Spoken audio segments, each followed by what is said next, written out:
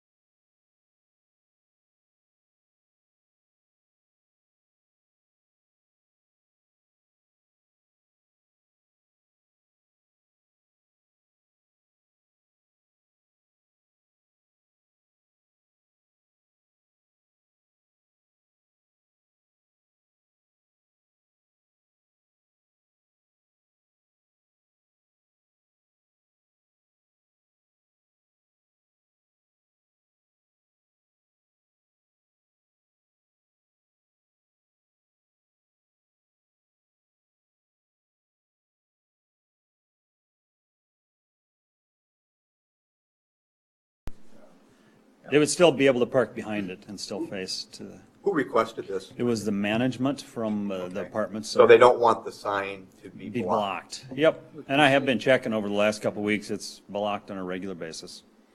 There's somebody that parks there Parks, on, right. several of them on a regular basis.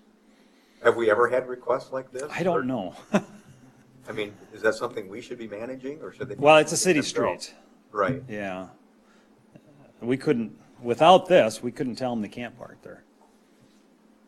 What's the mechanics of that? You just paint the curb and, And post a sign there as no a parking. sign. Yeah, it would have to be both to be enforceable. More importantly, is there an issue of safety if that car is sitting there that is parked? Well, it I would, mean, the does only thing somewhat block would the- pertain would be that bike trail or walking trail right there. They're right up to that. That would be the only Right by other, the sidewalk. it could block that, or that sidewalk walk You trail. might not be able, there's a lot of It people. might not that be a walk- bad idea, That right? walk that and Yeah. ride their bike. Because that is there, it's, it's set back a little ways from 23rd, so, but the trail is closer to this, right by this sign. I, just thinking out loud, I worry about the precedent possibly that Mhm. might be setting, but I can't think of any past type of request that either. other than distance away that you can't park type of thing, but Now that we've got the bridge in, out on that railroad, that is a very popular area to bike because now it's all connected. Yeah, it kind of loops all the way around. Yeah, it does. And there's a lot of people that use that walking trail. I'd say for a safety issue, definitely. Yeah, I'll move to approve. second.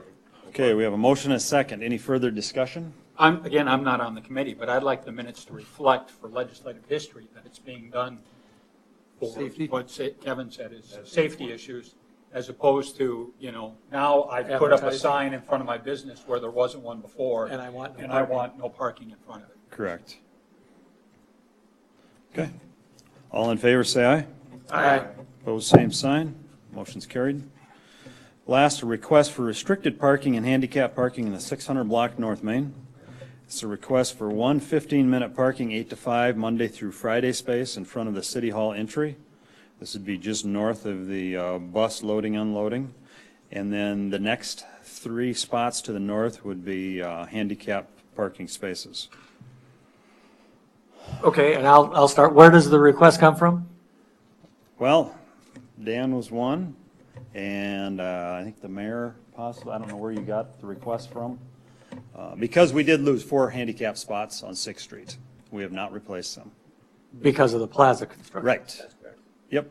Well, you lost those when you When we Close closed the it. road. Yes, Yeah. we've never done anything for that. And It's I guess, simply, and I don't have a problem, but what I'm thinking, we have all sorts of handicap spaces in the parking lot, right off the street there. I guess maybe I can understand the 15-minute for somebody that wants to run into City Hall. but Right. I don't know if you can run in and get your business done in 15 minutes or not, but the other question I have, and it deals with the Corn Palace in November, December, January, and February, is we have people parking there at 3 o'clock in the afternoon to go to basketball games, and they're parked there the whole time. Right. And that parking wouldn't be available for any of those people Would not. anymore unless No, they're unless they had a handicap. handicapped. Well, I haven't Permit. had any handicap individuals call me about it, but I did notice it the other day that we used to have it on the 6th Street. That was Yeah. closed for the last 2 years. Now we moved it all on the north side. Oh, they were on the north side before too, Yes, so. and we had some additional handicap parking spots, so Stephanie and I were just walking through there looking at the 6th Street Plaza, and then we walked in there and there was a bus parked there, and I said, why can't we move these on up and keep the last 3 for handicap and one for the, and she suggested it, which would agree, For a with one for the drop-off one. 15-minute Yep. drop-off for payments or whatever, just like Yep. we have with Western Public Service, which that'll be gone end of the year Another year. or so forth. Yeah. So we're gonna gain 2 there and lose 3 here. Lynn, what does the law say, How many do you? Yeah, years ago, I don't remember how many years ago, Yvonne Polly was the principal. We redid the parking lot, resurfaced the parking Yep. lot, restriped it. And then all of a sudden, where I parked was handicapped. I mean, we have all of these handicapped spots now. And I asked her about it because I'm a creature of habit, I mean, I wanted to paint my name in that spot. Right. And she said, well, for every so many spaces, I think it's 28. you have to have a spot, and we've decided that basically, we're putting them all right here. Not right, Dick? Every 28 spaces, you need a, Every 28. yeah. So- and then Per 100, per- depending on how many spaces you got in the parking lot. And you gotta have so many van Right. ones also, which we have the wider ones. So I guess what I'm asking is, you know, does that apply to street parking? And then are we, I should don't we think be it having a applies to block handicap parking. one every so many blocks or something? I don't think it does. How No. many spots are out there from here to 7th Street? 4? 5 or Four. 6? Four left. Yeah, Yeah. we got bus Because loading the and bus loading unloading. is there and then So 3 it's, handicap and 1 open top. Yep. You can get 2 buses in there, can't we? Or 1? one. You can now. Now we can. We moved it Now ahead. you can get 2 buses. Yeah, That's what I because of the curb adjustment, so. How many handicap spots are in the lot? Seems like there's more than There's 4. quite a few. That whole building, And there's a The whole veterans. wall. whole backside. 5 or 6 5 or 6. Do they get used a lot? Yeah, there's every event. every event. I can tell you, we do receive complaints during the fall, during basketball games for ADA parking. Dropping off the payments. No, the handicap parking. We don't have Oh, the enough handicap. handicap. Oh, okay. Yeah, you lost 4 in that off of 6. So, Remember temporarily, we added like 6 or 8 of them on the, right. on the south right. side So is here. this request more for the 15-minute or is there No, one? more for handicap. More It was for actually to handicap? put 4 handicap in first, but More for basketball games. we decided Events at the Horn Palace. to put one 15-minute zone in there so that people, if they want to do city business, they still could. Well, the handicap, obviously, I think it does make some sense, but if you guys remember right, on the traffic commission a couple months ago, we took one away from Northwestern, That's right. Yeah, we did. saying that should be no different than anybody else, and Yeah, we left them with 1. we did leave them with Yeah, one. we left them with Yes. one. Yep, Okay. What they had about, 2. what about a 15 minutes Oh, they had. only, like 8 to 5? And then if there's a ball game, it doesn't matter. That's what it is, I think. Oh, is that what Yeah, it is? 15-minute, 8 to 5, Okay. Monday through Friday. So And that's the one. that we one have- after, After 5 except for the PM. people that come to see 4 the o'clock. 4 o'clock games. Right. And on Saturdays, they can still, they need And to that's park there exactly anytime. what we've got right back here, right next to the door. Right. I have another question about the handicap. You know, in the parking lot, it makes sense because you've got some room to get out and it's all on the same level. Having a handicap spot on the street to find. We've got them on a lot of the other corners on Main Street, the first slots. On the side streets are handicap. It's All the more way of a along. risk to the handicapped person because you got to exit onto the street. Yes, it's to be close. And they filled up all the time when they're on the south side too, didn't they? Yeah, When When we had Yes. 6th Avenue, yeah. yeah. Now, we'll still have the van loading and unloading for somebody that needs to have a wider area. Yeah.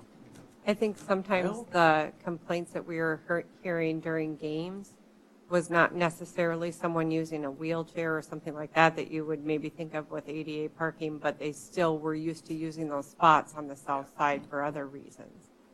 Because I had that same question, being along the street, does that make sense with the ADA parking? But I think the complaints we got from those on the south side were people that were maybe not looking for wheelchair access, but still the ADA close. Right, you Proximity. can get a handicap permit for just mobility Sure. reasons and, Yep. you know, You can break your leg and get one. yeah, Temporaries, yeah. yeah. It will amount to new signs for every spot. Each spot will have an additional sign along there also. Do you save signs when you remove them from one place? So is Yes. it really just like, just putting the sign up Yes, I mean, we would probably have them left over from Yeah. 6th Avenue. for when we take them down? Yep. That's, yeah. Punch a hole in the ground.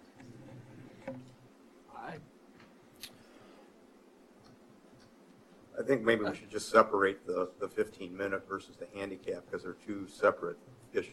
just have them handy. So maybe we should probably at least have some discussion on one or the other at this point.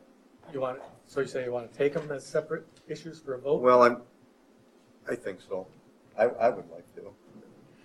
So you want to do the north 3 handicap? That's fine. You want to make a motion for them, or? Well, I was going to ask, okay, and that's what you're thinking, Yeah. Lyndon, is maybe it would be with what we've lost in past years, Right. so they would be permanently They would. handicapped. Yep, 24 hours a day. That's my motion. Motion to approve the North I'd 3 second that. handicap? Okay. Second. Oh, you can't. I don't Kevin. Oh, think you're yes, on this. that'd be on one of this- these two. So we go Yeah. through this other part. You will in a little bit. Voted on Okay. that. That's fine. I'll second that. Okay, we have a motion and a second. Discussion on, this is just for the 3 handicap spaces in the 600 block North Main, east side of the street, the furthest north 3 parking spots. Any other input or discussion? If not, all in favor say aye. Aye. Opposed, same sign. That motion's carried. Now, my question is, we've got that one 15-minute Right down on the corner. on the corner here. Is that typically used? And we've got There's it 2 of them Monday, there? There's 2, Two? and Okay. we got it Monday through Friday, 5 or 8 to 5. And then, obviously, then it's regular parking after that. yeah. Do we feel there's a need for, and it's probably the city hall employees that could probably answer this, do we feel there's a need for another 15-minute? Or is it the fact that they really don't know what's back here? I think the only time you're ever going to see the need is when. Oops. I think the only time you see a need is when there's an event going on at the Corn Palace and someone has a short stop at City Hall, and sometimes City Hall parking lot's full, the one across the street is full, and all the streets are full. But that's There's- not a, There's a number of people that come through that front door to thank their water payment, though. right, but the back one, there's usually space at one of the 2. Well, that leads to my question. Is the box going back up in the Yes. parking lot? Yep. Yes. Because that would make a difference. I mean, if the Yeah. box didn't go back up, you'd have a lot more people Right. coming in, just dropping it off. And we can leave it just unmarked also for a while. And if you want to revisit this, if we have issues down the road, this one spot, is that what you're thinking? Just leave it? Well, that's what I'm thinking. Okay. But, you know, most events are after 5 o'clock, so Right. it's going to open up anyway if we do the, Right, like I 8 said, to there's very 5. few where there's an event going. funny story. I don't know if Scott told me this or not, but when they took the box out, they just hid it around the corner on 6th Street. And they didn't hide it good enough because people were still using it for their payments. Really? So it does get used. I don't know. I'm I thinking don't right know. now to maybe monitor it, see how the 3 leave it open. handicap Okay. go at this point. Leave it? And there might, like you say, you know, maybe it's an education part that you have to come around the corner and there's 2 available right here. Or if we end up, maybe we can convert one of them and move it out here. That's a possibility too. Okay. So, All right. Once again, I'm not on the committee, but does that change where you're putting the handicapped in relation to what was going to be the 15-minute one? You think or not? We need to decide if we're gonna put that 15-minute back up out there, because we took one down because of the blacktopping. That furthest east one. So we need to decide then if we're gonna put that back up or not. In the parking lot? Right here by the corner of the building, There's 2 of them there. where the 2 were. Oh, The east one, they had to pull the post and everything out for the blacktopping. So we need to really decide if. Well, I think it should go back then. And Yeah, both there of them still should. should be 2 Yeah. out on this Both of one. them should. Yeah. Leave them as is, yeah. Yeah. That was put in there by the council or the Yeah. traffic commission, so. I think, yeah, let's do the 2 because people are used to it. And then if we decide to do one out front, then maybe we can take a look at moving one. at that I would point. say them handicap will stay as we have planned. Yeah. That way we wouldn't have to adjust it if we want to do a 15-minute. The ones that you were going to. Yeah, out the north. 3 north ones. 3 north Yeah. ones. Yep. All right, no further action. Entertain a motion to adjourn. So moved. All in favor, say aye. Aye. Oh, did you get a first and a second? Oh. Okay, Pick one. Steve first and Jeff second.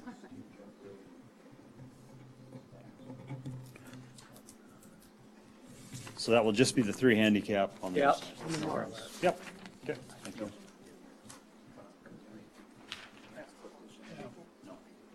Okay, the Public Properties Committee will come to order. We have one item on the agenda, straight light request for Cottonwood Circle. Is there any addition or correction to the agenda? If not, I need a motion to approve the agenda, Second. and you 2 are going to have to get along. All those in favor say aye. Aye. Aye. I don't know. Opposed, nay. All right, the agenda is approved. All right. Ethan Lumber is requesting 6 new streetlights in Cottonwood Circle for the Ethan Lumber development. Terry, you want to tell us about it? So last year, Ethan Lumber started their last phase of their areas south of Menards, and they're requesting 6 new streetlights. They have 3 houses going in right now. So there's 3 streetlights going along Carl Road, and then 3 streetlights going along the north side of Cottonwood Circle. And those are all 300 feet apart? Yep. The ones, we put them every 300 feet and at corners of the road, so that kind of identifies where those are at.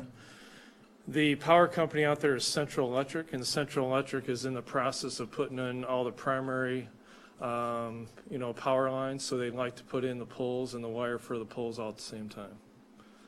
How much does it cost us a pole? Doesn't cost us anything. All we pay for is the service, the monthly service. These will be LEDs. What does that run us a month? I think it's about $12.50 a month. That's equivalent to Northwestern Public Service? Yeah. All the rates are guaranteed by the PUC. Okay, we've been over this ground before, but maybe for the people listening, why do we make them come beg for poles? Why don't we just put them in when we have a development?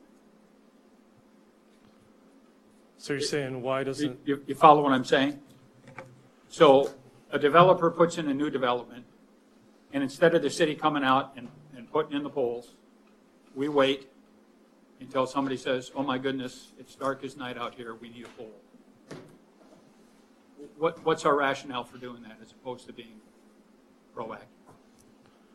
I guess our policy has always been we bring it up to the Public Properties Committee for your approval before we send a letter to the service company, and we get the request from the developer. Instead of going out when a development gets started before no houses get built, and we're paying for a street light when there's no houses out on the street. Well, I think to answer your question too, the council did ask that we adopt a streetlight plan. We did review that recently where you made some changes to where you wanted to see those go. I don't know why this wasn't part of that discussion, this development. How many houses are out there right now? 3. And they're where? Can you tell us where they are? Number 3 and 7. Lot 3 and 7. And then the second one, right straight up from your pointer, right, down, right there. Well, 3 is that big corner lot, Yeah, here's and the 3. 7 is right in the middle up Okay. above. There's 7. So they're pretty staggered. Do they have other houses that are on the books? Well, they just started this area last fall, and they've already got 3 houses in the works, and they said it's booming right now, so. Right? I would move approval then. I will second you. Okay. By Chark, second by Allen. Any further discussion from anybody? If not, all those in favor say aye. Aye. Opposed, nay. Okay. Anything else for the good of the cause? If not, then I need a motion to adjourn. So moved. One of you guys want to get in the notes in the message? Well, he's not on the committee. Oh, he's not yet? Okay, then I would second that. I was just giving him a chance to. All those in favor of adjourning, say aye. Aye. Opposed? We are adjourned.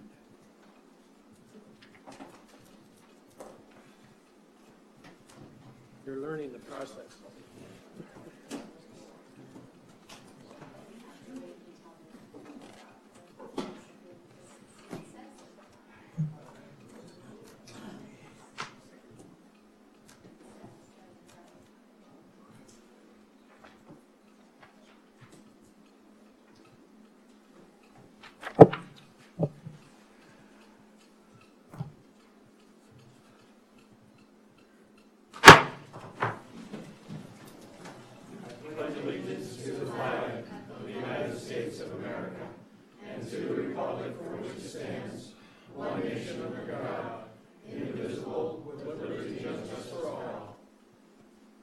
Okay, do we have someone here from First United Methodist for the invocation?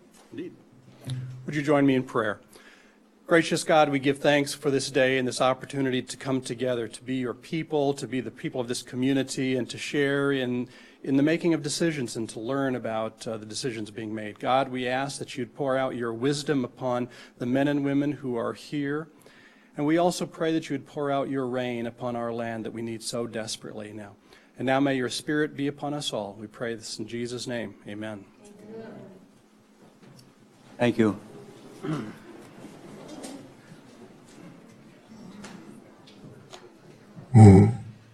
Roll call? Olson, Here. Rice, Here.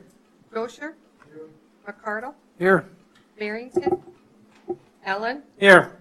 Parks, Here. Smith. Here. Okay, before I entertain a motion to move into executive session, I want to make an announcement.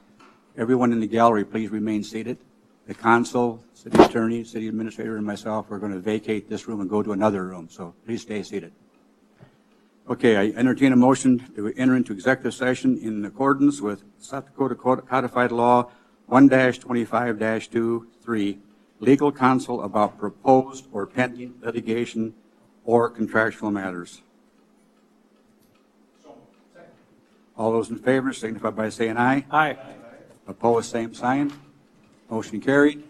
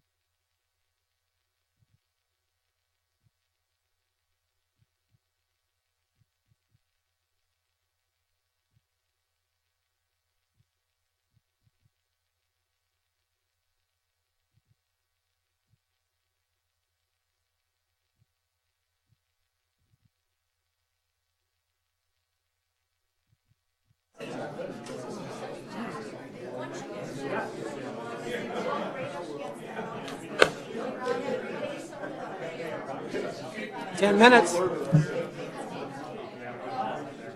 1 hour. Yeah.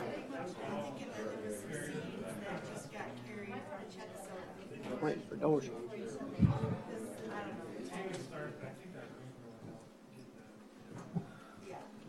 Is he still in there? Oh.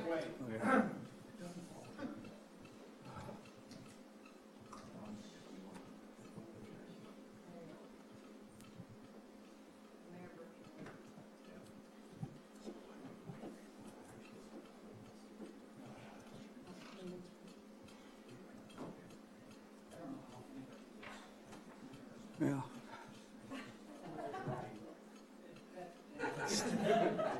Still hot. Okay, entertain a motion to exit the executive session and reconvene as city council. So moved. Second. All those in favor signify by saying aye. Aye. Opposed, same sign. Motion carries.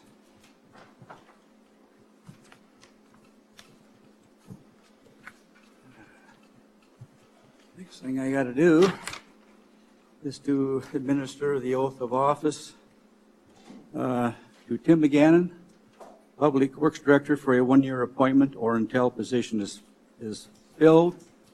So if you'd please stand, Tim. Raise your right hand, repeat after me. I, Tim McGannon. I, Tim McGannon, Having been appointed to the office of Director of Public Works having been appointed to the office of Director of Public Works within and for the city of Mitchell, Davidson County, South Dakota, within and for the city of Mitchell, Davidson County, South Dakota, do solemnly swear that I will support the Constitution of the United States, do solemnly swear that I will support the Constitution of the United States, the Constitution of the State of South Dakota, the Constitution of the State of South Dakota, and the ordinances of said city of Mitchell, and the ordinances of said city of Mitchell.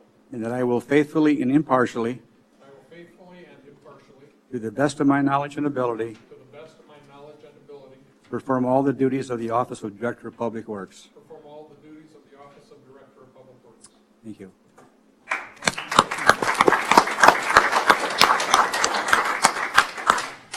We're not looking too hard for a replacement for Tim, are we? We thought we had somebody. Yeah. Anyway, next on the agenda is the approval of the consent agenda. Items appearing on the consent agenda may be removed by a city council member for discussion at the beginning of the formal agenda items.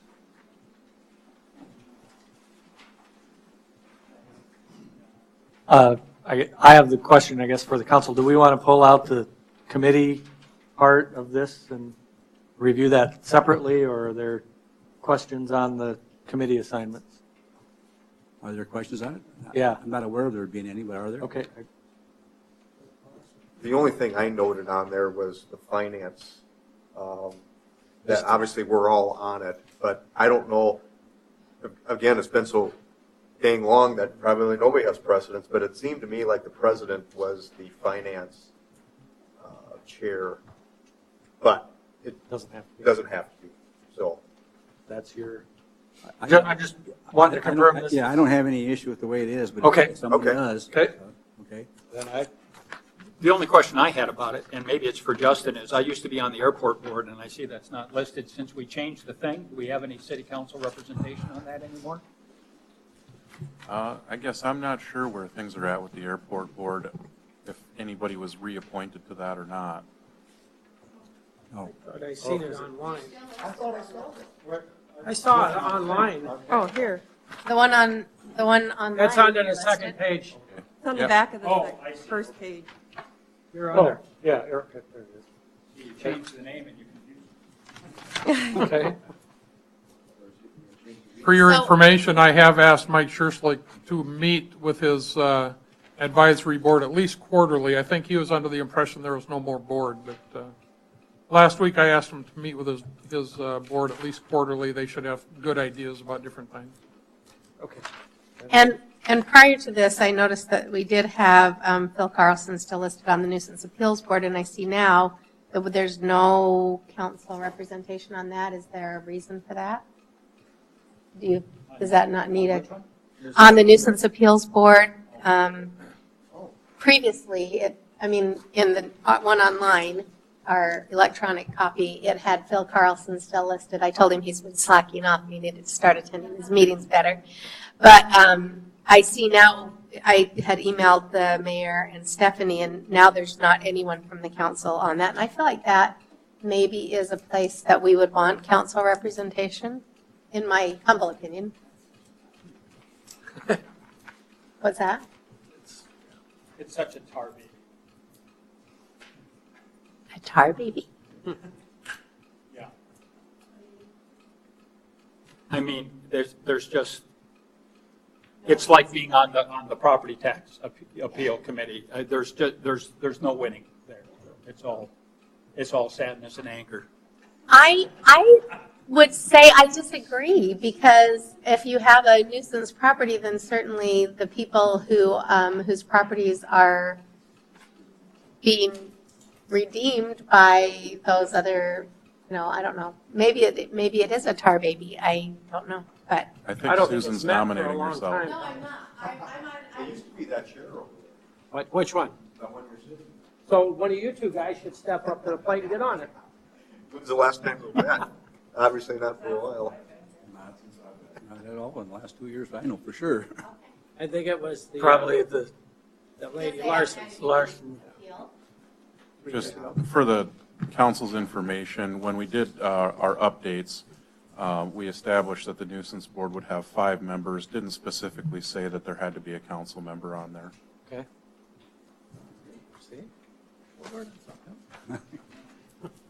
it was purely for your information thing. I don't have strong feelings one way or the other.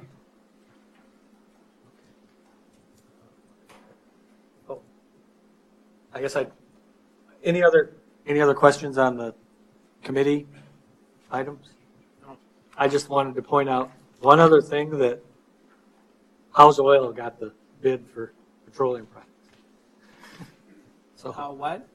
House Oil got the bid instead of Country Pride. That's a local. Yeah.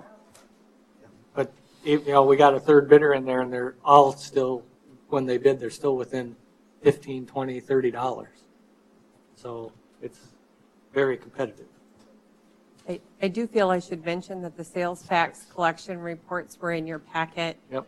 Michelle is not here today, so I'll speak to that shortly for you for that. It does show that the first and second penny is up, but when you look at that, remember you're comparing to last year where we were down 1.99 at this time of year. So we are still predicting lower than 2000, or we're still trending lower than 2015 year to date. I did, if you remember at our, our financial overview work session that we had this spring, I kind of did that model that showed how much we collected in the first half of the year. And when you project that out, it would show that if things stayed like they are now, we're going to be at least 100 to 150 short in revenue this year, which we already have that kind of earmarked in contingency to keep that budget balanced. Just wanted to point that out. And then the other one was they must have been all in on one. I apologize. The other one was the entertainment tax, and that is up from last year. If you look, I did that projection as well for the first half of the year collection. And this would show, if it's correct, if it stays like this, that we will probably end up maybe $20,000 ahead of where we ended in 2016. Remind me again, Stephanie, we budgeted quite low, wondering. We did a flat increase. We want to make for increase. sure that we were over, Right. and we actually, if it continues as it is, we're going to have a little bit of a cushion there. And then you recommend that we just keep that in place for different projects, or what did you have in Yep, mind? what we're looking at now, and keeping in mind that January 1st, we did an increase to our entertainment tax with the additional tax on ticket sales. So we were anticipating we were going to collect $70,000 to $80,000 more than what we had in previous years. So the fact that we're, just about where we were last year shows at least we're not losing ground, but that's with that additional tax coming in. We did not project an increase in entertainment tax for 2017, and we actually dropped it down a little bit because at that time we were looking at the first half of the year, and that was before we saw that 60% of that entertainment tax comes in the second half of the year versus the first half. So this revision that I'm telling you now is looking at, okay, if we've only collected 40% of our revenue in entertainment tax for the year, where will we end? And we'll be about $40,000 ahead of last year. So the budget will be fine based on with the lowered amounts that we did this year, and it will maybe put, $50,000 into that reserve that could be used for like your third and main project next year out of the budget. So The governor in the spring,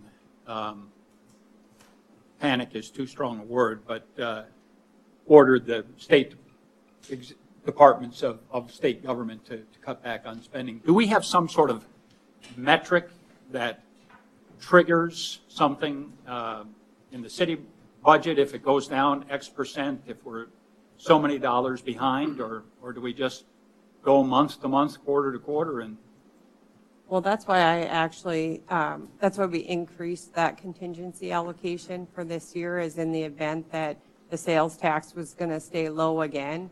And we had a flat, no increase projection on sales first and second penny sales tax. The other entities that you're hearing talking about having to cut back, that they were projecting increases in that sales tax.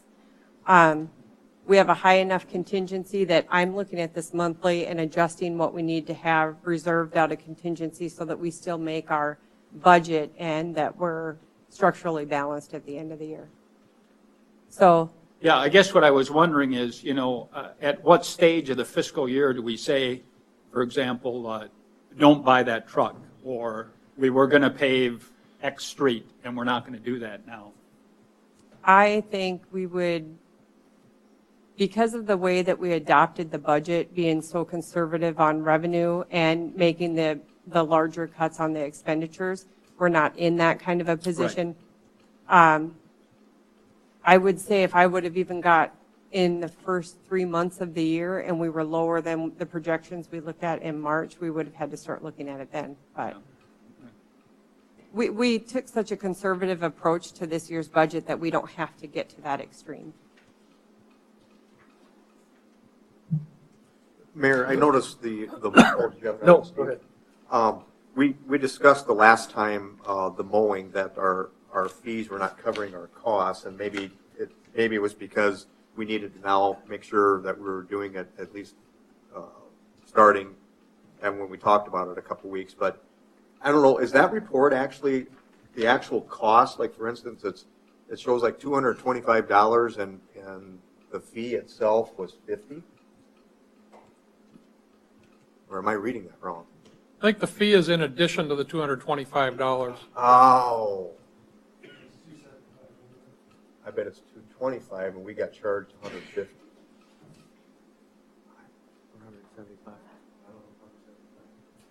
Can you explain that a little bit more? Do we know? We get a bill from the lawn mowing company, and if his bill for that property is $150, the fee is on top of his $150. So we're paying his, plus we're collecting our fee.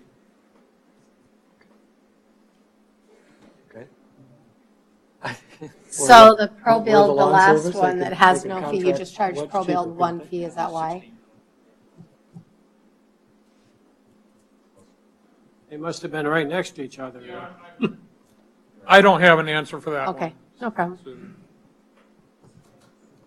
Tim, I've got one other question, not on that. On change order number 2 on South Duff, are we far enough along to know we're not going to run into anything else underground there?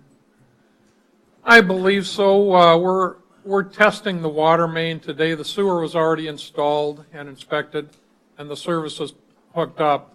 Now we're testing the water main, and the first bacteria test failed. So what they do is flush it, add chlorine to the pipe, and we'll retest it until it passes. Then all we have to do is hook up the services. Okay.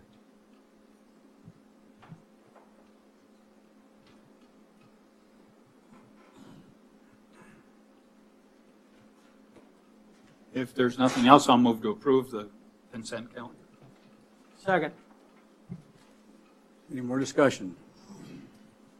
Is there any public comment?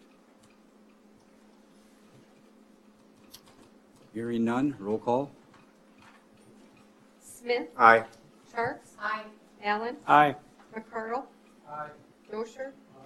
Rice. Aye. Olson. Aye.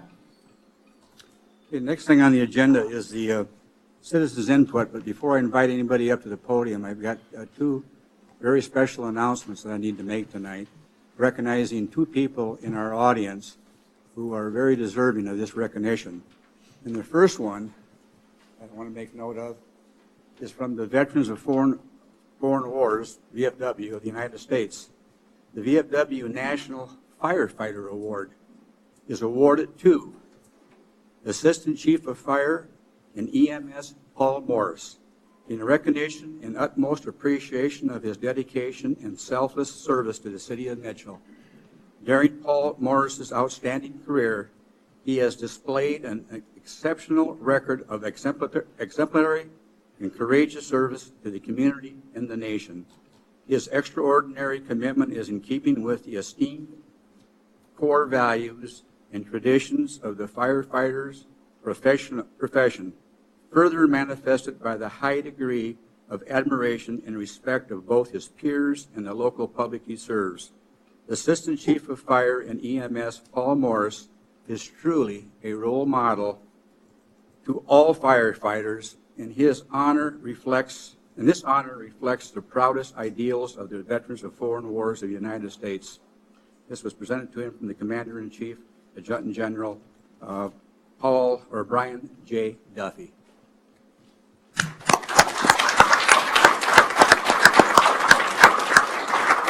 Paul, do you want to stand up and come up here a minute?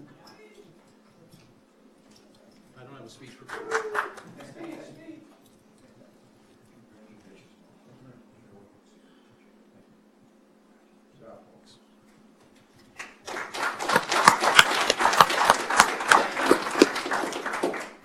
Okay, the next one I want to recognize, one more.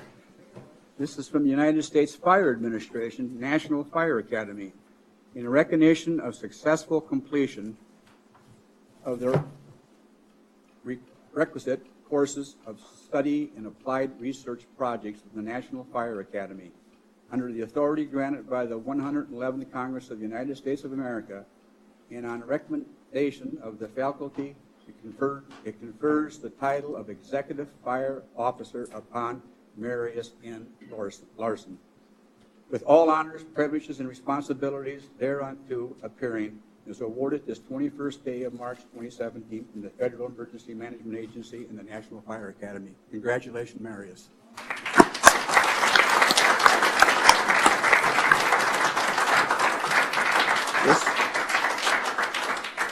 And I can only say, Marius, that I know this took an awful lot of time and a lot of effort, and you worked very hard to deserve this. Thank you.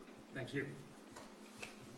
I didn't prepare a speech, but the only thing I do say is we got to look at that fan, because I swear that thing is going to fall down. That's the only thing I have to say, but thank you. He's still doing his job. Thank you, everybody. Yep.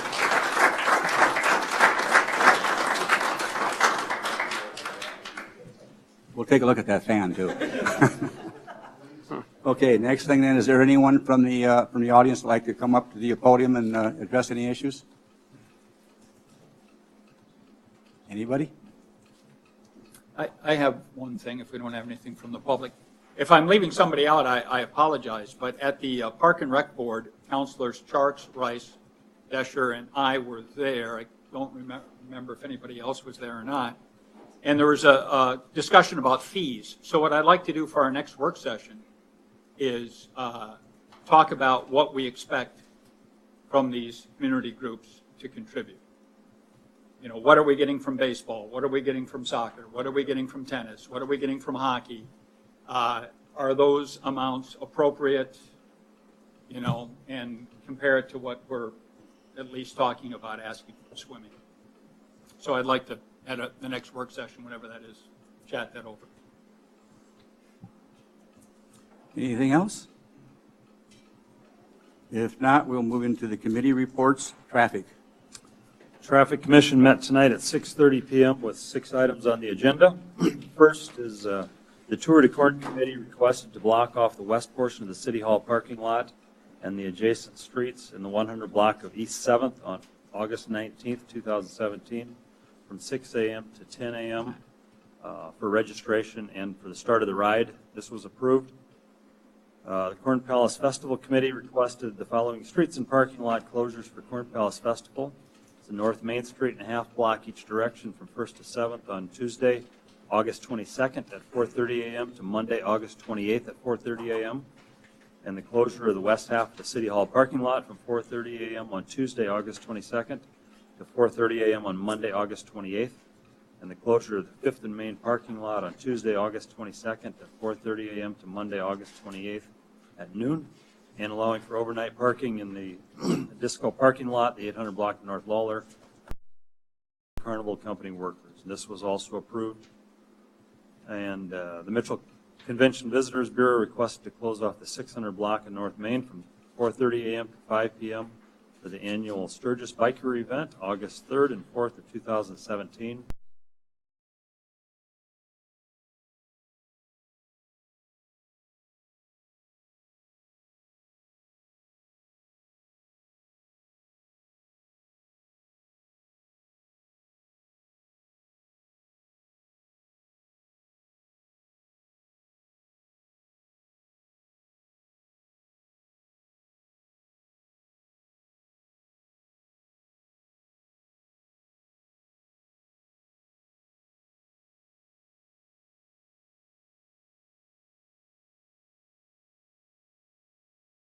Last was a request for restricted parking and handicap in the 600 block North Main. Request was for one 15-minute parking, 8 a.m. to 5 p.m. Monday through Friday.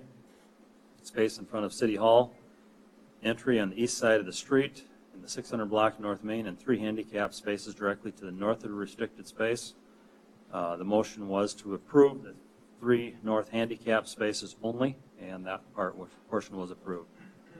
We then adjourned at approximately 6:45. Motion to approve? So moved. Second. Any discussion? If not, all those in favor signify by saying aye. Aye. Opposed, same sign. Motion carries. Next is Public Properties Committee. Public Properties Committee convened at 6:50. We have one item on the agenda, a request for 6 street lights around the Cottonwood Circle area.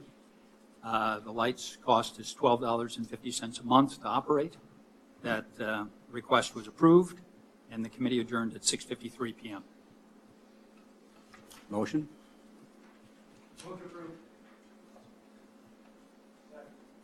Any discussion? If not, all those in favor signify by saying aye. Aye. Opposed, same sign.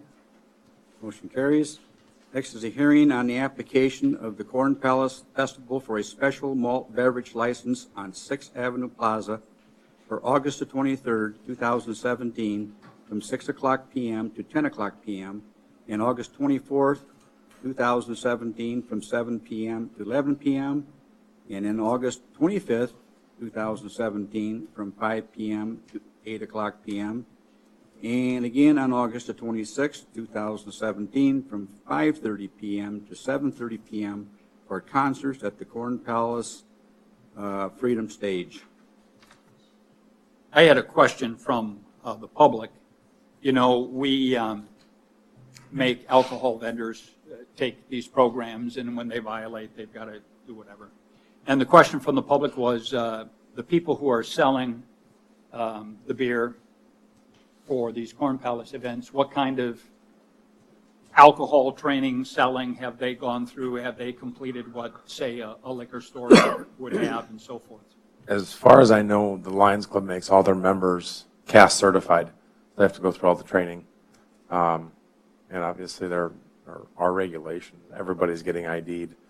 We don't have any of the technology where you actually swipe the ID, but they do check everybody. Everybody has to be wristbanded. But as far as I can get back to you, but as far as I know, every one of their members has to be CAS certified. Then I have a related question for Justin. Assuming, for sake of argument, somebody does slip through, is the liability on the person and organization distributing the beer, or do we share in that?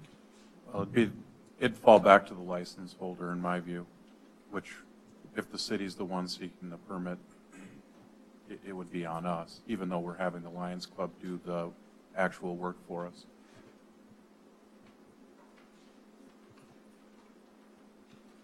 I have a question, please. Has anyone besides the Lions Club expressed interest in doing that service? No, when I took office, that's who we had previously worked with. So I guess rather than bidding it out or anything like that, I just kept working with them. We have changed over the last year or two, and Scott, you can remind me, and Stephanie probably does too, the percentage that we actually retain has gone up. So that we have had that discussions on what is fair. And there's other ones that use, like for instance, like the Pheasant Country, there's a different license that comes in. So it's just that in handling a large event, they just seem to have the workforce, and they do a very good job. And I'm sure that's probably part of the, if not all the reason. Yeah, we changed the structure once we received a liquor license here at the Corn Palace, because it previously used to be a special license every single event. Now it does change for different events, whoever's hosting it. So every event that we sponsor, every Corn Palace show, that kind of stuff, we typically use the Lions. If a separate event is coming in here, they do have the option, but we do have obviously restrictions for training, that sort of thing. And I guess the reason I ask is that typically a liquor license holder would have special dram insurance, dram shop insurance, I think is what they call it, against cases of being overserved. Scott, this is a little off topic, but, you know, we've had a wedding or two in the Corn Palace. Have there been any strange or interesting requests to use the building that might involve having us serve liquor again or beer? Not that I know of. I know you're. We did have somebody get married. Consider getting married in the Corn Palace? Yes. Okay. Yeah, next summer. I haven't had any other requests lately for any sort of liquor permits. It's kind of been repetitive, I guess, events, you know, the Pheasants Forever, that sort of thing. But nothing new. That may change a little once the 6th Avenue, once the Corn Palace Plaza is complete. We may have more requests like that. I don't know if I specified in the report, but the only reason that we're requesting to serve it outside is once sound check happens for all of our entertainment inside, you can't allow anybody in there.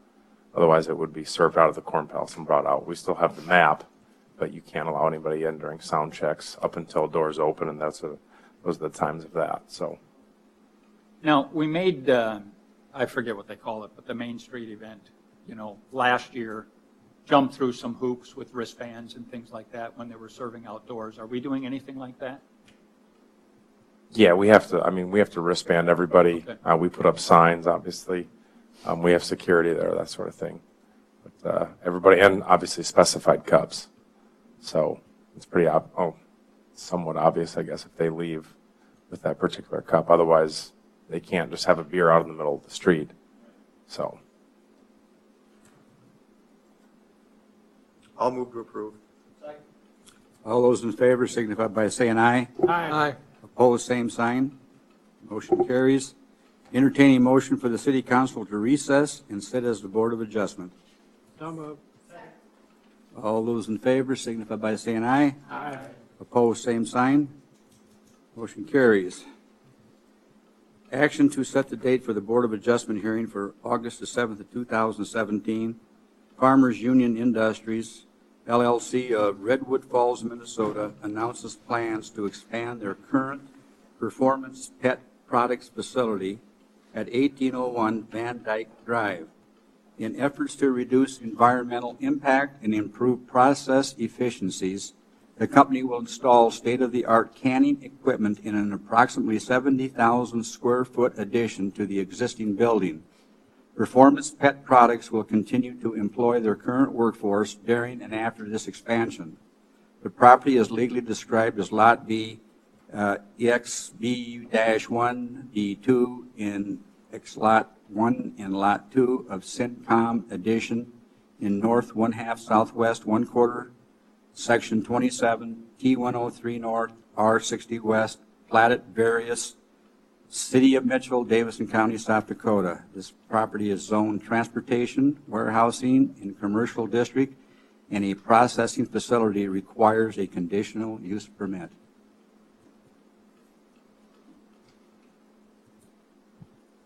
Motion set the date. Second. All those in favor signify by saying aye. Aye. Opposed, same sign. Motion carries. Entertaining motion for the Board of Adjustment to adjourn and the City Council to reconvene in regular session. All those in favor signify by saying aye. Aye. Opposed, same sign. Motion carries. Action for request to reallocate Corn Palace catwalk funds for winches and lighting proposals.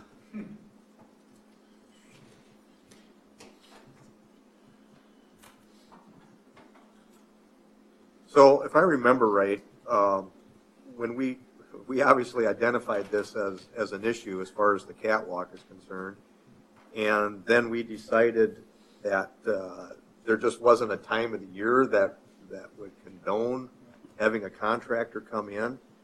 Have we given any thought about, is there a time that we'd be able to do this? And I know this is somewhat separate, but we're going to use those funds to not have to go up to the catwalk as much as the way it looks to me.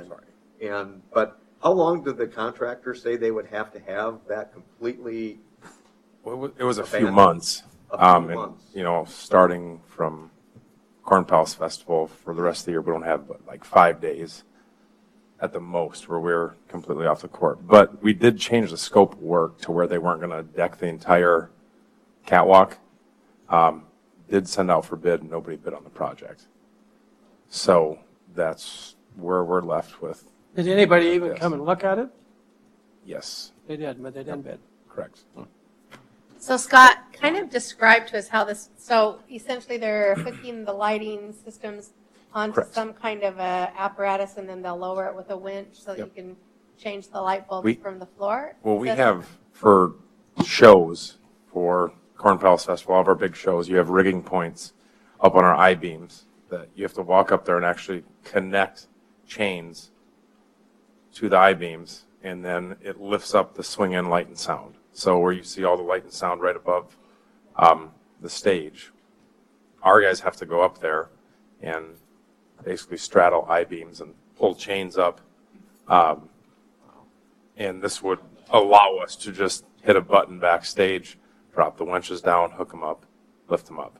Okay, so this isn't as ideal as a catwalk, but from the safety Correct. concern prevention, this gets you to where you want to be? Yeah, I mean, longevity of the LED lights. We typically go up to the catwalk for two reasons, changing lights and rigging. And this would eliminate, because we replaced all of our other LED lights earlier this year, what I call the can lights. Okay.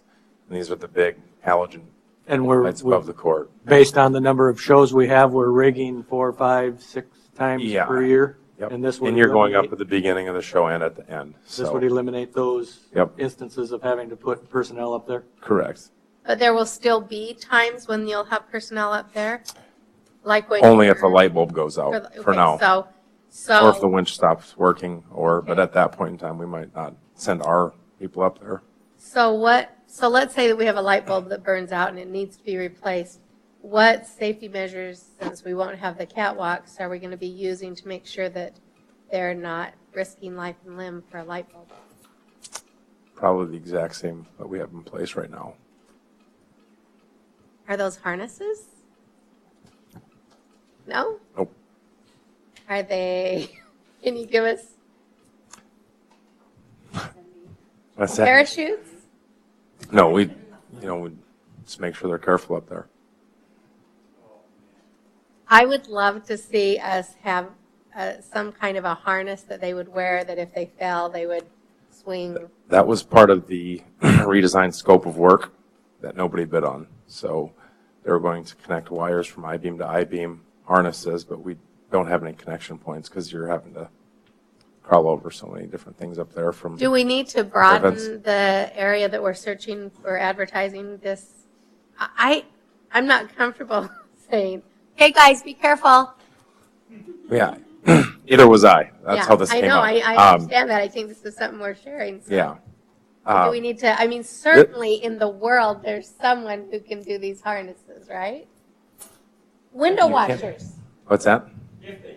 Right. Yeah. If they bid, but nobody, I mean, I suppose that's, up to you guys, but And Scott, can you repeat how long those lights are supposed to, I can't remember what you said, 6 or 7 years? yeah, I mean, they told me 5, 6, 7 years, but it's to be unseen yet, so. So another option would be instead of sending city staff up, you hire someone to come change that for us. Can you use a cherry picker kind of thing to get up there? We can get lifts on the floor, outside of, summertime, and we could bring a lift in on the floor, but there's a lot of lights above the soft seats as well, Sure. so. Did you get any indication why people didn't bid? It just said it was a little bit too strict of a project for timing. And we asked them to be working outside of our operational hours, which right now are 8 to 9 p.m. During basketball season, it's 8 to 11 p.m. The longest, like I said, the longest stretch that we have without an event from August to December's, I think, 4 or 5 days. So, If we would put this possibly out on the calendar a year in advance, how long do you think that would, I mean, obviously we're busy. You look at Yep. that calendar, it is solid. But if they had their preference, would it be a whole month? I would say at least that. At least I mean, when we changed the scope of work, it was putting in paths from back to the front of the Corn Palace and then pathways down each row of lights with a safety harness wire going every, I think, 15 feet. And, So maybe in the and next couple of and years. that was drawn back from our original plan of decking the entire. Well, the hiring makes some sense, hiring professionals to come in and change. I would think that obviously is one option. But if there was some lead time to know, let's pick out our least busiest summer and least busiest month and try to schedule around it. Well, and the other option that you may have is that at some point, we've delayed the City Hall addition remodel. There might be a time where you can tie into that process during the summer, and do a bigger construction project because you're going to be disrupting the space anyway. I might suggest too, we're talking about these LED lights. There's 72 of them, and that's including those over the arena and the soft seats. If they're going to start going out in 6 or 7 years, maybe at 6-year point in time, we hire a contractor to come in to replace all of them at one time, because otherwise we're going to be having one go out after another and calling somebody back all the time. Maybe we got to put it on a routine maintenance schedule where we replace all of them every 6 or 7 years, whatever the recommendation might be. Be my thought on it anyway. Yeah, I think that makes sense. Two, if we're going to do what Jeff suggests, then I think whoever's on the council at that time needs to adjust their expectations for Corn Palace revenue. Because we go through this every August, going, well, Corn Palace cost us this, and it brought in that.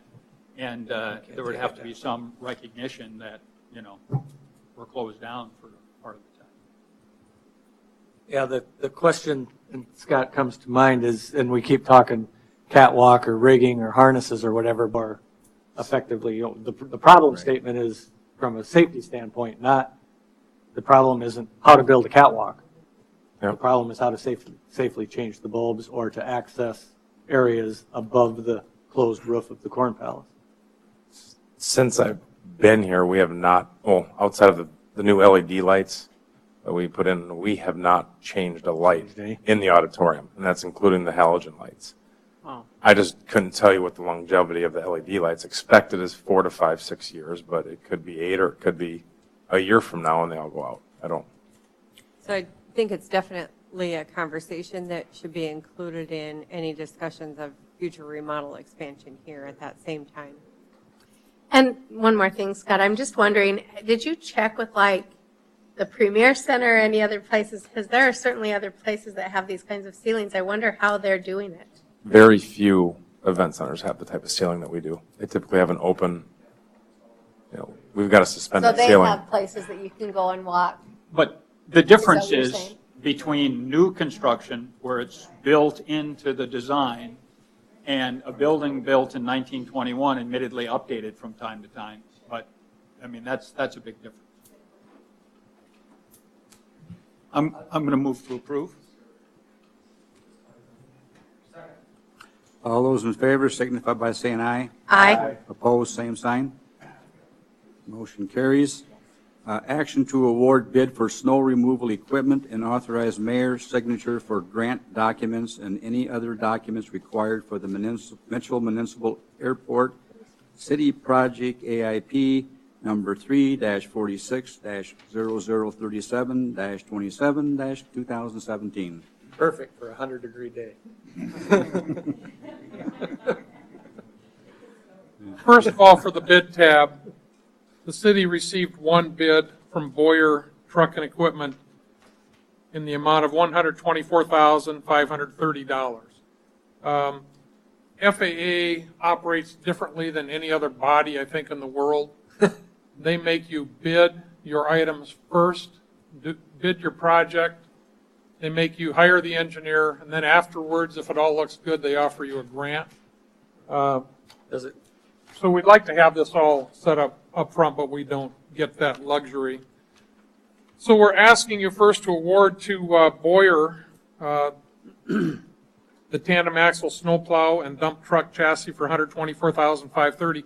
What we have out there now, and I'm gonna have to guess on the age, but about a 15 to 20 year Oshkosh snowblower, which we bought at that time for almost $400,000. Today's price on that is near $1 million. So this is kind of an alternate to what we have. And in talking to some of the suppliers, Oshkosh thinks they are the best in the world. The people who get their equipment don't, because you have to buy everything from Oshkosh. They're not as reliable as they think. Speaking to this supplier, Boyer, along with Mike and along with Helms and Associates and the state, we're ready to recommend award to Boyer in the amount of $124,530.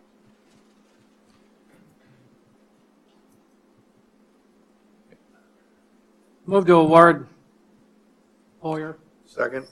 All those in favor? Got a question. So we'll end up with a new snowplow and we have a place to put it?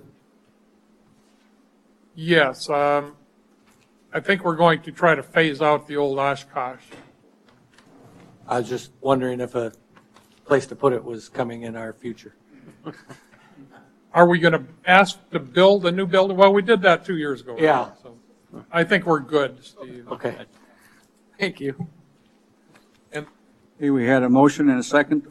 All those in favor signify by saying aye. Aye. Opposed, same sign. can I amend your motion in the minutes to be subject to South Dakota DOT and FAA concurrence? Go ahead and amend that. Thank you. Okay, all in favor signify by saying aye. Aye. Opposed, same sign. Motion carries. It's kind of a mixed up thing here, but we need to also authorize the mayor to sign the grant documents for the grant we don't have, but we expect to have. If you can authorize the mayor to sign all grant and other documents associated with this as part of this item 19. So moved. Second. All those in favor signify by saying aye. Aye. Opposed, same sign.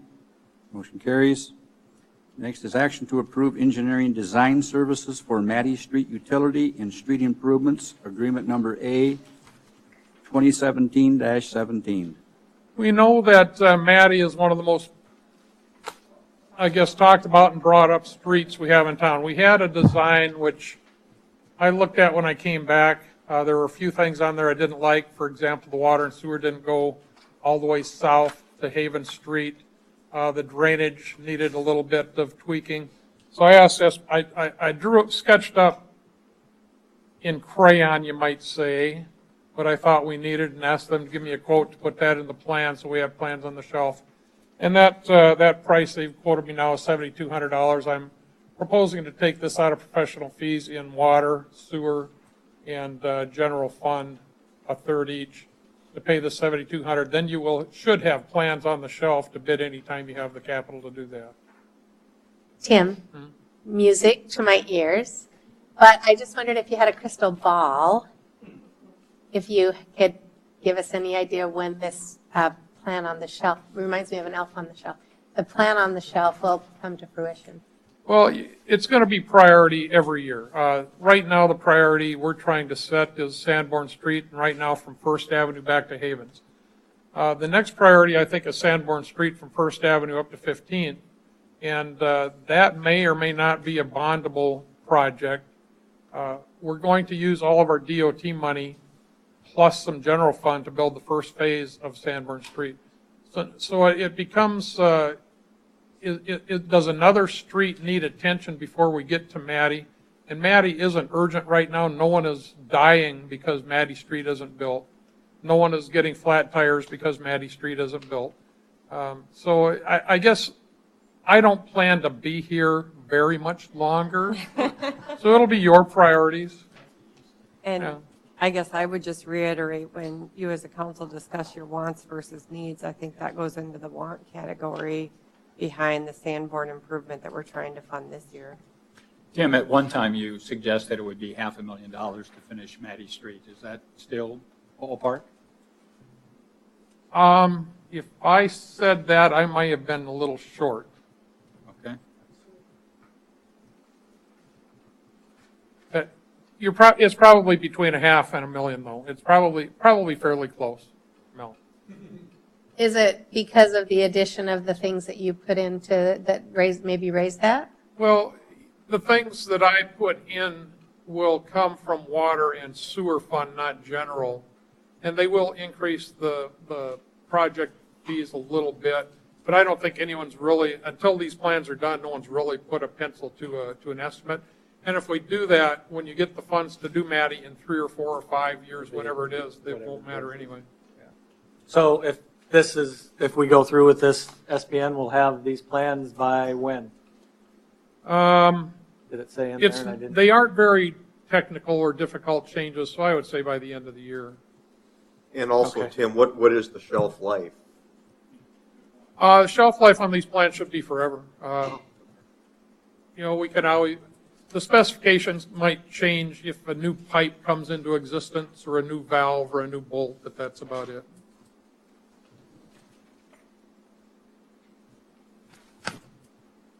Move to approve. All those in favor signify by saying aye. Aye. Opposed, same sign. Motion carries. Action to approve agreement number A 2017-19, clinical affiliation agreement between MDPS and School of EMS. This is an ongoing partnership that we have had with the EMS school for a number of years. This is a renewal of this contract.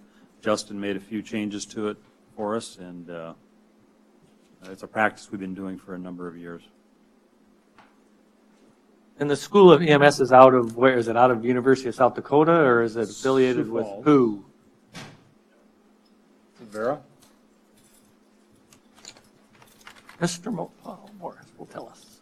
This is out of Sioux Falls. It used to be the McKinnon School of EMS. They've since transferred, sold, given the school to the parent company of Paramedics Plus now.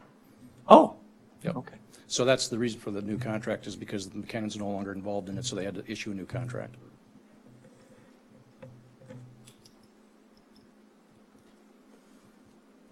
Move to approve. Second. All those in favor signify by saying aye. Aye. Opposed, same sign. Motion carries. Agreement number A2017-20 to Helms and Associates for engineering administration for snow removal equipment, city project number AIP 3-46-0037-27-2017.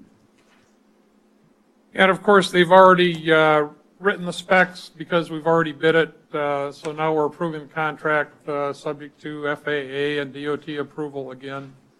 And we expect to be reimbursed 95% of the cost. I didn't mention that the first time, of both the snow removal equipment and the engineering and all the costs associated.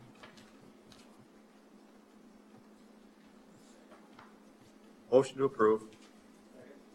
All those in favor signify by saying aye. Aye. Opposed, same sign. Motion carries. Action to approve agreement number A2017-21 to Professional Design Engineers for Corn Palace Dimmers, city project number 2017-7. This must be, chemical, insecticide, or what is this? Oh, this is, I'm on the wrong one.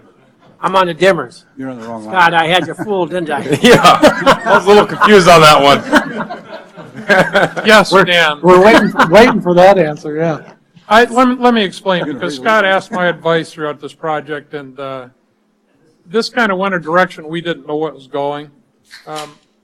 When Scott and others wanted to know how we get this dimmer project going, I said, well, who knows the electrical up there? Well, Muth knows more about it than anybody. So we asked Muth if they could help us get a schematic or plans or something together that we could bid. Muth said yes, they could do that. We didn't realize, but it makes sense in hindsight that Muth went out and worked with PDE to get plans done. Muth explained what's up there, what the wiring is, what the existing boxes do, where they are. And when it came back to us, it was on plans from PDE, which I think was a surprise to Scott and I, but the price was very good. So do you have the price on, Scott? It was okay, $2,800. For that price, we would like to award PDE the design contract, which also gives you a little bit of security in liability that they have a contract with the city to design this. If something goes wrong, we have a place to go. Okay, so this is the AIA architect design document, and from that we'll get what the dimmer project will be, correct? Yes, plans and specs are out there. We Okay, started advertising them. We pulled that back and didn't open any bids. Okay, and so then it still hopefully will, I guess we won't know until they come back with the plan, but to consolidate the breaker boxes from how many ever we have to one or two, or Right. basically update a lot of the electrical system of the Corn Palace? Okay, maybe a different question. How much of the electrical system of the Corn Palace will this involve? As far as I know, all the panels are up on the third floor. Yep. The crow's nest. So I believe there's 7 or 8 panels up there. From what I understood, This will it'll consolidate consolidate all of down to those? like one breaker panel, or one box. So I don't know how it all works, but it's basically like one breaker switch controls like every 5th light Yep. right now. So if one goes out, it's like Christmas lights. Yep. One unscrews or goes out, then every 5th one is out. And they will be programmable to chase lights with those 5 different circuits. Okay. Right, the electrical work is what's necessary to be able to tie in the rest of the system to the existing Okay. digital control system that the city installed last year, including the additional front floodlights that'll be added in the plaza for those south-facing murals. And how long will it take professional design engineers to come back with a plan? They're done. They're done? Yes. Okay. But we've waited a very long time. for Well, them. yeah, Trying to think of what Marty would say. I just want to reiterate our desire to keep our professional services in town and done by local firms. I recognize that this may be a heck of a deal that we got. I trust that it's going to go very well, but I understand.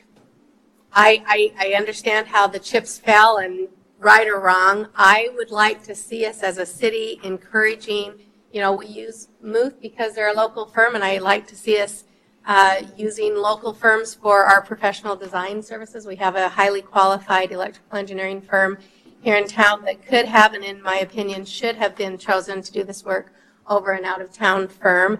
I don't think it's fair to say, well, look at the great price we got necessarily from professional design engineers without knowing what our local firm would have charged us. So that's my dissertation on this. I just think it's really important that we're supporting our local firms, and this is something where we did not need to go out for bids, and so I would like to see us in the future do all that we can to keep these kinds of services, when possible, done by local firms.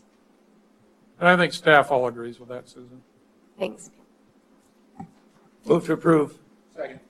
All those in favor signify by saying aye. Aye. Opposed, same sign. No. Motion carries. Next is agreement number A2017-22, action to authorize contract for West Nile Prevention Grant Funds. Dan, I can answer your question. Good.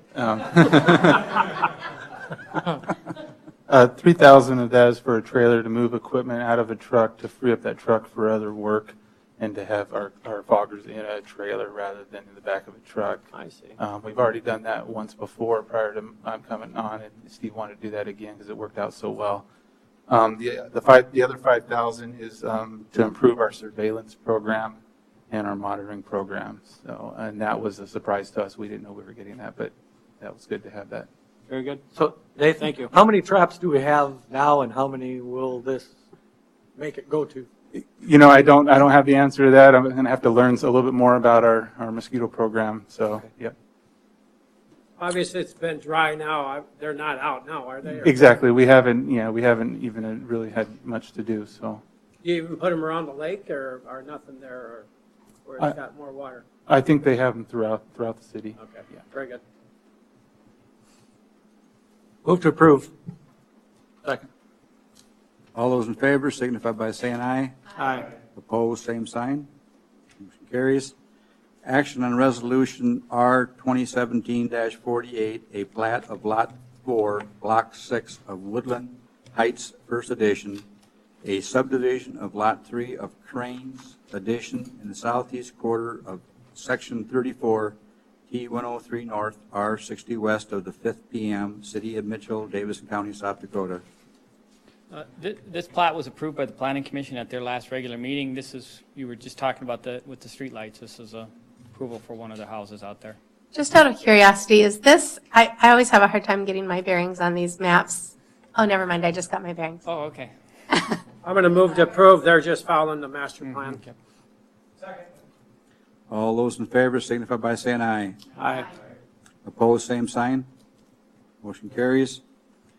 Next is action on resolution number R 2017-49, a plat of lots 3 and 4, Block 1 of Woodland Heights, First Edition, a subdivision of Lot 2 of Cranes Edition in the southeast quarter of Section 34, T103 North, R60 West of the 5th PM, City of Mitchell, Davidson County, South Dakota. Again, this was presented to the Planning Commission, but this was part of this development over on the east side along Capitol Street. There's a couple duplexes in that area, and so they're filling in over there. Move to approve. All those in favor signify by saying aye. Aye. Opposed, same sign. Motion carries. Next is action on resolution R 2017-50, resolution to vacate right-of-way described as a wholly unimproved and completely unopened portion of a certain right-of-way designated as ROW for future Avenue East, E-West, located within the boundaries of real property owned by Kevin H. Hagan, particularly the west 167 feet of Lot C, west 167 feet of Lot D, east 100 feet times south 110 feet of Lot E, in west 167 feet times south 110 feet, all in the southwest quarter, southeast quarter of Section 19, T103 North, R60 west of the 5th PM, Davidson County, South Dakota, Mitchell Manufacturing, 3150 West Havens. I'm Jim Taylor. I represent Kevin Hagan, the petitioner for vacation of the right-of-way. I don't know if your picture will scroll down just a little bit.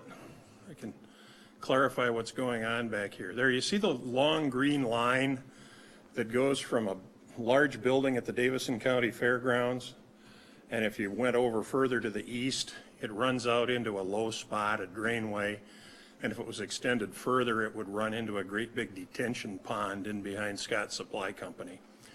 That's a public right-of-way that was platted, I want to say back in the early 60s or late 50s sometime or another. It's never been opened.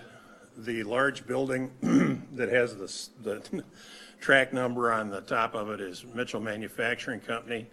Kevin Hagan intends to expand his building to the north, which would be across that public right-of-way. We're asking to vacate the portion of the public right-of-way that is immediately adjacent to his tract where his building's located. He also owns the ground to the north where he's going to be expanding. We want to build across that right-of-way. Ag Systems on the west has land that essentially surrounds the Hagan property. If you look at that picture, you'll see a very narrow strip that runs north and south on the east side of the Hagan property. That's Ag Systems tract, so they have access to the back of everything and both the east side and the west side. The old Prairie Market building to the east is owned by Walt Fair from Menno Fair Manufacturing Company. And this has been published. I don't know that we've heard from anybody who's an adjoining landowner.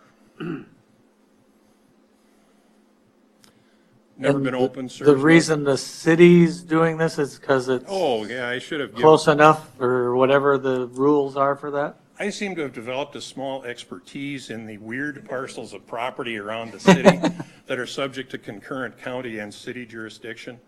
The South Dakota Code provides that if there's a public right-of-way that's outside the city limits, but inside the extraterritorial zoning authority of a municipality, both the municipality and the county have to weigh in on the vacation of the public right-of-way. In this instance, I've always started with the city because you have a master street plan, you have territorial zoning, extraterritorial zoning authority, and it just makes sense because this is adjacent to the city limits. So pretty much what happens with the city, the county's going to say, okay. Now the county conceivably could trump this, the city could trump it, but by and large, my experience has been because this is adjacent to the city, the county says if the city thinks it's okay to vacate, that's fine. The planning and zoning, I think it was 4 weeks ago, had no problem with this. You know, that was my only question. You know, usually the planning commission weighs in on one side or the other, and the no recommendation is a bit of a yellow flag. They basically kind of just said, didn't have a real opinion one way or the other. If you can move back out just a little bit in your picture. Well, that's perhaps a little too far now, but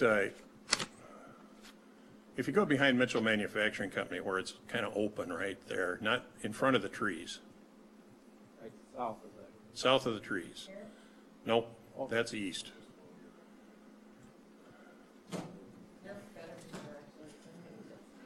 Right there. That's the public right-of-way, and it extends from that gray roofed building on the fairgrounds over to the left. Keep going. That's a weird mouse you got there. It extends from that shed right there eastward over to where you see that waterway that's underneath the pictometry gizmos. And it ends right in that waterway, And then as you can see, if it were to extend it, it'd go into that detention pond behind Scott's Supply Company. So it goes from nowhere to nowhere and has never been opened. Was it drainage, somewhat of the original intent, do you think, Jim? I have absolutely no idea what the original intent was. The plat was drawn originally by Bernie Schmucker in the early 60s. I presume that somebody had visions of grandeur and development out there, and it's never come to fruition. So the reason that they want to do this is because they're expanding production. They won't be hiring more people, but will they be producing more product? I cannot weigh in on the industrial or economic aspects of this program. All I know, since all I was retained to do is to vacate the right-of-way, is that the building, Mr. Hagan's plans are to expand the building to the north. I don't know if it's Sure. warehouse space, manufacturing space, or what. So what you're asking for, Jim, is just what's north of Hagan's building. Of his property. But if we approve this, I wonder if we should come back and Right. take a look at the whole right away. Because if we're going to take that piece of it Right. out. That was my now- point, now too. you've That's what I was separated. going to say. Right, we either maybe look at the whole thing or not do it. And the only complication with that is you've got to have the adjacent landowners on board for that. So I'm sure that's why the petition in front of us was so limited. Yeah, that was just what I was going to say. We petitioned to vacate the portion that's adjacent to the Hagan property, primarily because we look at it, if the other folks don't want the right-of-way there, they got public notice, let them come in and tell us why they want it open. And if they don't, they can certainly vacate it themselves.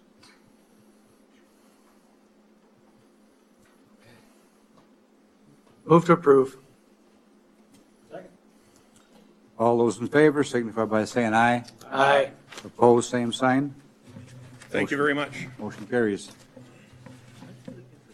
First reading of ordinance number 02017-09, an ordinance of the City of Mitchell that changes the zoning district classification of the real property legally described as north 100 feet of Lot 1, Block 2, Bracey's addition in north 100 feet of Lot A subdivision of previously platted Block 1, County Addition, City of Mitchell, Davidson County, South Dakota, from R2 Single Family Residential District to TWC, Transportation, Warehousing, and Commercial District, and the official zoning map be changed to reflect the same. Move to put on first reading. Second. All those in favor signify by saying aye. Aye. Opposed, same sign. Motion carries. Next is action to approve Resolution R2017-51, a resolution authorizing the execution, terms, issuance, sale, and payment of sales tax revenue refunding bonds in the aggregate principal amount of not to exceed $2,400,000 and $0.00. It's $2,400,000 of the City of Mitchell of Davidson County, South Dakota. Just for a little bit of background for everyone here, if you hadn't seen this in the packet yet, what this would be doing is refinancing our existing sales tax bonds that were used to finance the BY Water expansion. It will not lengthen the terms of the payoff for the BY Water project. There's also no restrictions on us paying it off early. It's really just refinancing to get some savings on the financing costs of the project. We will have to go through the public notice requirements, so you won't actually see the bonds being reissued till September if everything were to go through. This will have a net savings to the city of just over $100,000.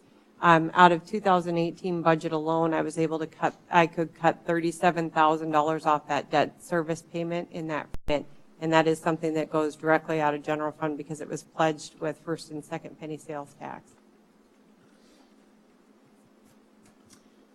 Okay, I just want to say thank you, Stephanie, for doing this kind of thing. I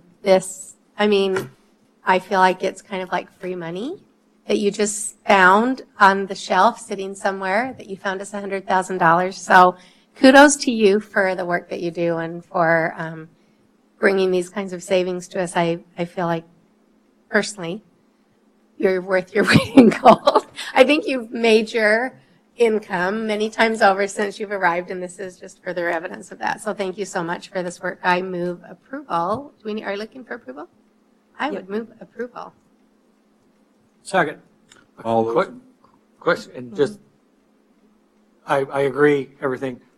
The new rate's 3.5, and then it goes to 4 and 4. What are the current ones in those 3 years? You know, I have it on Is my that, desk. is that why there's more savings in 18 than there is 19, because of the Yes. rate goes up from 3.5 to 4? Yes. Okay. I have the full breakdown Byron. in my office that I can show you afterwards. I forgot to bring that with me. This is There part were- of the total review we did on all of Yeah, our. there were a couple percent. Yep, on all of our existing debt, and we do have 2 more that we're probably going to bring back. Part of this is there was a reserve fund required in the original financing goes of this. away? It's going away, it'll get applied as well, so, because there's less debt out there Okay. for the project, so that helps. As you know, this is kind of that debt service payment, it's keeping us held up on any future investment until this is paid off, because that's about $878,000 a year that we pay on this one. Susan, you made the motion. Did we have a second on it? Did we? I did. Okay, all those in favor signify by saying aye. Aye. Opposed, same sign. Motion carries. Next is the first reading on ordinance number 02017-10, storm drainage updates. All right, well, I'll try not to talk too much on this one. I think we're bringing forward some good changes here. We do have ordinances in place now dealing with storm drainage, but there's a few key areas where they've kind of been lacking. I'm just going to be walking through the actual ordinance. So under section 1 of that, down. Okay. So right now, we are able to require drainage plans if it's over an acre. This would give us a little bit more flexibility. If we've got a smaller lot than that, but it's in an area where we know we have drainage issues, we could then go require it on those smaller areas too. It allows us to deny or refuse a building permit if the drainage plan fails to prove that any alteration to the magnitude, frequency, deviation, direction, or velocity of the stormwater flows is reasonable. So basically, whoever's wanting to do this development has to come in and they have the burden of showing that their drainage plan is going to be reasonable. And if the city feels that it's not, then we can deny issuance of the permit based on that. So that's a change the planning commission will be aware of? It's because that's where a lot of that stuff will originate? Right. Planning yep. commission first? Yep, those would typically go through planning first. And kind of along those lines, second section of the ordinance would allow us to issue a stop work order or revoke a permit that was issued if they're failing to comply with the drainage plan. And we've already got, basically the whole enforcement mechanism for that laid out in the code. So this kind of just piggybacks on stuff that's already there. In addition, we would like to add some language to prohibit people from making alterations to drainage systems that are currently in place, and come back in, and if they want to make a change, explain how they're going to be making a change, and just to have some review on that side of it, because one of the things that we hear now is, oh man, so-and-so's pushing dirt in here, you guys have to stop them. Well, we don't have anything in place right now that says the city can tell this person not to fill in their drainage pond. So this would give us, a little bit of teeth to prevent that kind of stuff from happening and hopefully keep the overall integrity of the drainage system in place. And then the last section is all about providing public notice. Basically, we would issue public notice whenever we issued a building permit on an area where we required a drainage plan. So that if somebody took issue with whatever that development may be, they can basically appeal that issuance. We come back, we have a hearing, and then planning and zoning either decides it was properly issued or there were not adequate drainage considerations. But that's all done out in the open, and that way everybody's got the opportunity to have their input. Okay, my question on this, and I think you kind of addressed it maybe in section 3, and I'm not sure in or 5, but if we have some current location right now and they were all permitted and okay, and now they want to change something related to drainage, we have a mechanism to say, hold it, at least we need to review it. Because what if it was granted 3 years ago and, yep, you're good, and now they've installed some development and they're going to move some other dirt, and now all of a sudden there's a drainage concern.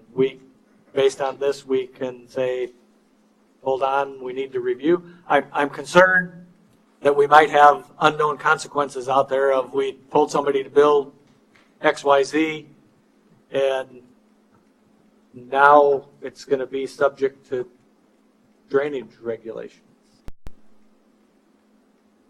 How would we handle that? I know on the planning commission, every time there was a building being built, they always asked for a drainage permit or a survey or a plan from SPN or whoever.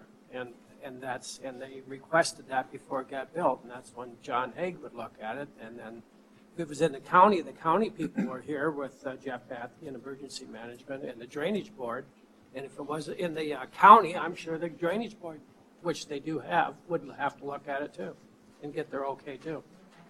So there is a channel of commands that has to be done. Okay. And we have been getting those kinds of plans on a lot of developments. It's just on those smaller ones, we haven't been able to require them. Okay. We can if they're an acre or more, and if they're much larger, then it's a more extensive plan. But really, the only thing that's changing on that portion of the update would be allowing for us to require it on those smaller developments. Okay. And then as far as the changes to existing systems, I don't imagine that we'd have a whole lot of issues where people do some kind of development and then would be coming back later to continue development. Because usually if they're undertaking that development, they've got it planned ahead of time so they know what those future drainage requirements are going to be. And then if they did not, they'd most likely be coming back to get a new building permit at that time too. So. Okay, so if it did come back under a new permit, the whole process starts over again. Yeah, it could re-trigger itself at that point. Okay, okay.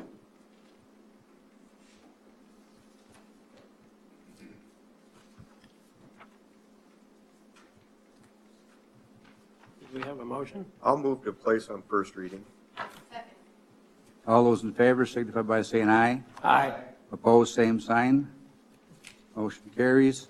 There's one thing that got skipped on the agenda here for some reason, but anyway, it's the first reading of ordinance number O-2017-09, which is an ordinance of the City of Mitchell that changes the zoning district classification of the real property legally described as north 100 feet of Lot 1, Block 2, Gracie's Addition, in north 100 feet of Lot A subdivision of previously platted Block 1, County Addition, City of Mitchell, Davidson County, South Dakota, from R2 Single Family Residential District to TWC, Transportation, Warehousing, and Commercial District, in the official zoning map be changed to reflect the same.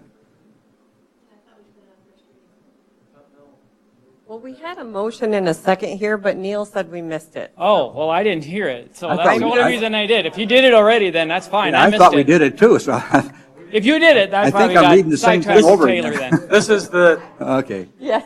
Cindy has a motion in a yeah, second. okay. This is the 8th and bypass? Yeah, yeah, yeah. Yeah, we, Oh, I must have been, I was talking with Jim then. we put it on first reading, but Okay, I was just there was checking. no discussion on it. Oh, okay, it but just went by me then so quick then, sorry. And since it, I guess since it's first reading. It was number if we 28, have- 28 on the original agenda. Yeah. Oh, I have it on 29. 29 on mine. Yeah, that's why you got goofed up, I think. That's what it threw me. It was 28. Okay, because I was Okay. paying attention and then. Okay. So this is 8th and the bypass and changing Yep, that okay. for that 100 feet? It sounded familiar. So anyway, I'm good. we'll scratch that. Now we'll entertain a motion to adjourn. So moved. All those in favor, signify by saying aye. I want to- Opposed, same sign. We are adjourned. He wants to put his truck in the truck. Well,